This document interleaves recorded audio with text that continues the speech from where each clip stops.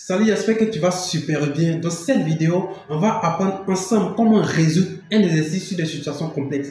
Alors, les situations complexes sont très importantes, surtout pour les élèves qui passent le baccalauréat. J'en ai déjà fait une première vidéo sur des situations complexes où j'ai donné plus de détails, mais c'était sur l'étude de fonctions. Alors, dans cette vidéo, il s'agira tout simplement de résoudre un exercice de situation complexe sur haute leçon. Alors, es-tu prêt? C'est parti. Nous avons vu que les situations complexes se résolvent à travers 4 petites étapes. La première étape, prends la peine de très bien lire le sujet. La deuxième étape, quelles sont les questions à se poser. La troisième étape, la rédaction. Et la quatrième étape, la résolution. Je suis persuadé qu'après avoir compris ces 4 petites étapes, tu auras déjà une très bonne notion au niveau des situations complexes. Alors, nous allons directement passer à la première étape qui est de prendre la peine de bien lire le sujet. Mais s'il te plaît, juste avant de passer à cette étape, je te supplie de t'abonner à cette chaîne YouTube parce que moi, en fait, ça me donne la force de pouvoir continuer les vidéos.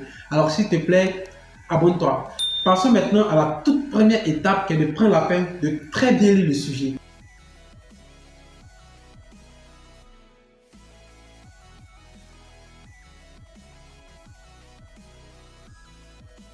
Je sais que vous avez pris la peine de très bien lire le sujet.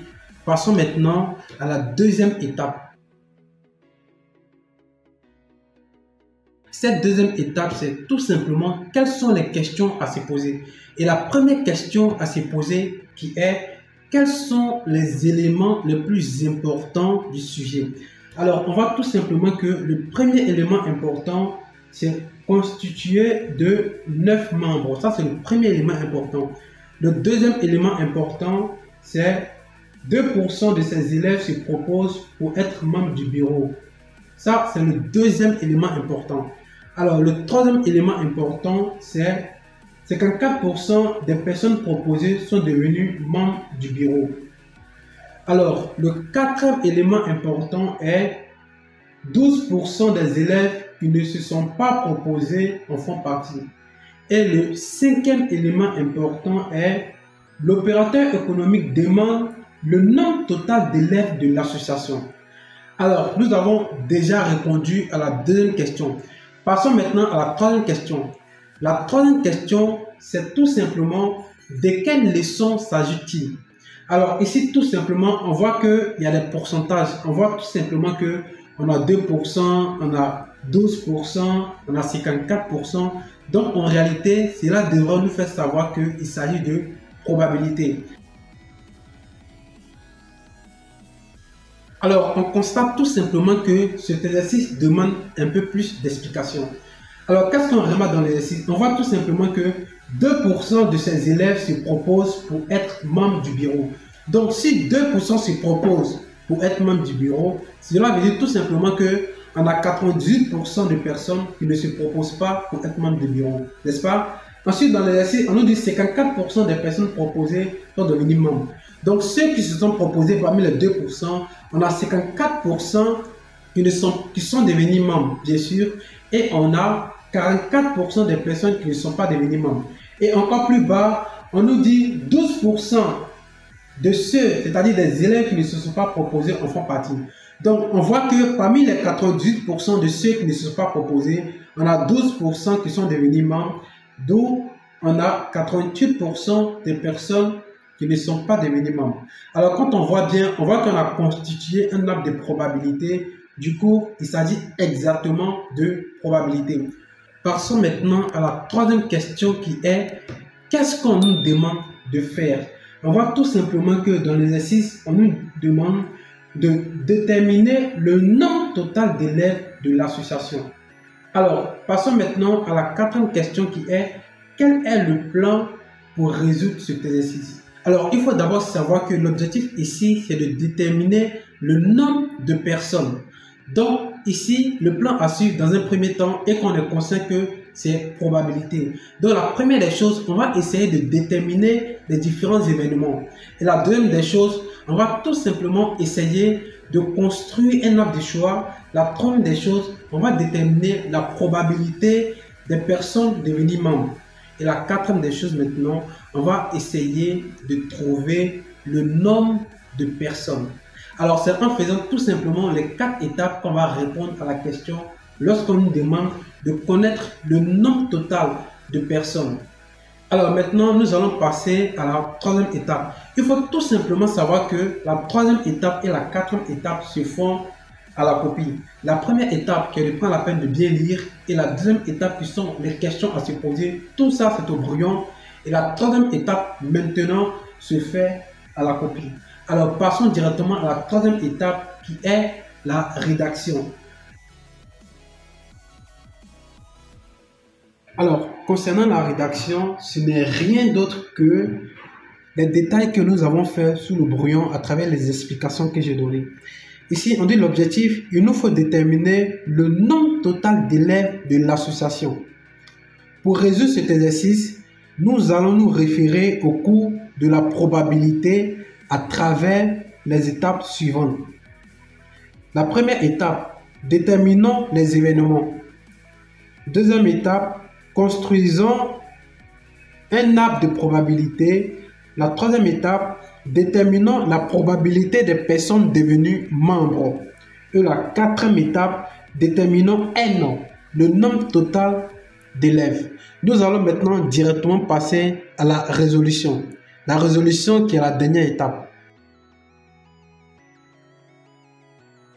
Alors, concernant la résolution, on va passer directement au premier point qui est de désigner les événements.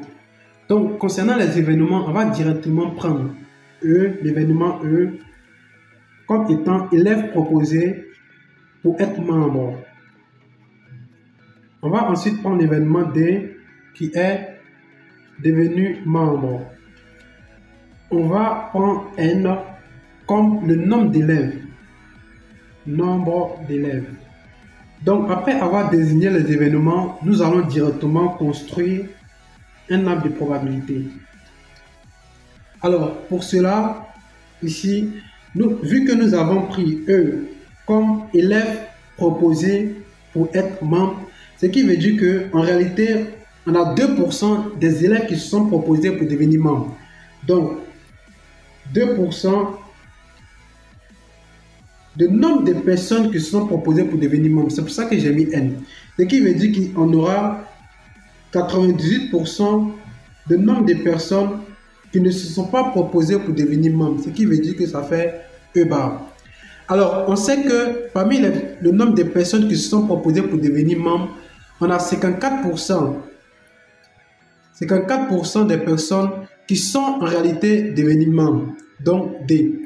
Du coup, on aura 44% des personnes qui ne sont pas devenues membres. On sait que parmi ces personnes, on sait tout simplement que on a 12% des personnes qui sont devenues membres. Et on a 88% de nombre de personnes qui ne sont pas devenues membres. Alors, sans oublier qu'on ajoute N, ce sont les nombres d'élèves ou le nombre de personnes. Nous avons déjà construit l'arbre de probabilité. Nous allons maintenant passer pour déterminer la probabilité des personnes devenues membres. Ça veut dire tout simplement que P de D. Donc, déterminons la probabilité du nombre de personnes devenues membres. Alors, ce qui veut dire qu'il s'agit de P de D. Et quand on voit bien ici, P de D égale, ça fait P de D inter E plus P de D inter E bar. Alors, on voit que P de D inter E, ça fait 54% de N multiplié par 2% de N. Du coup, on aura 54 sur 100 de N multiplié par 2% de N. Plus, ici, on aura 12% de N multiplié par 98% de N. Donc, 12% de N fois 98% de N.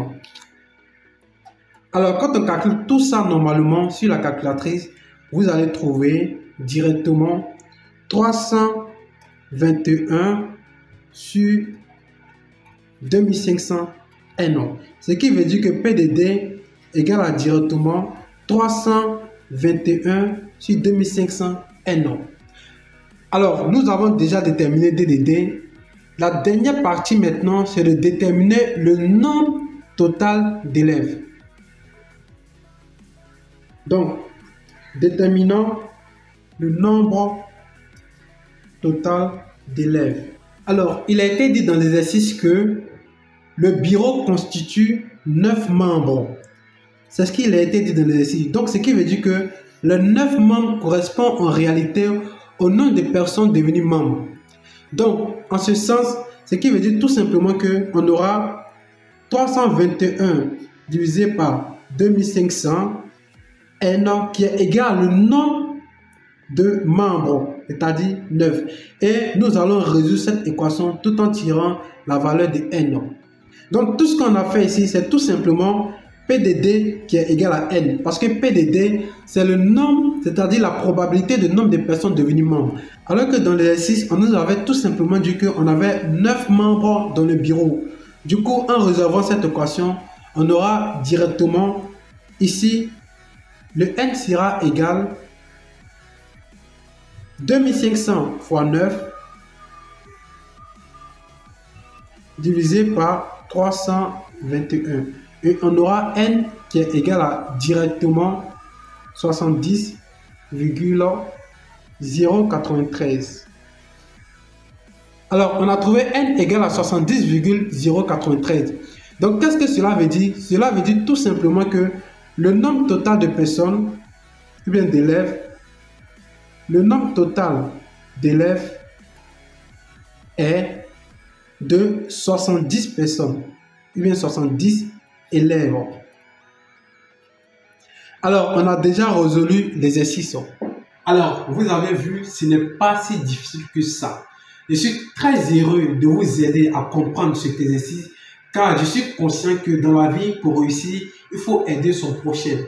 Alors, toi, pour réussir le baccalauréat, je te conduis directement à partager cette vidéo à tes amis qui puissent comprendre ce cours. Et je pense que ça t'aidera également à réussir ton baccalauréat. Sans oublier, pour tous ceux qui souhaiteront réussir le baccalauréat cette année et une seule fois, je vous conseille directement de cliquer sur le lien qui est dans la description afin de recevoir votre copie Réussir Bac facilement. Alors, on se voit à la prochaine vidéo. Ciao!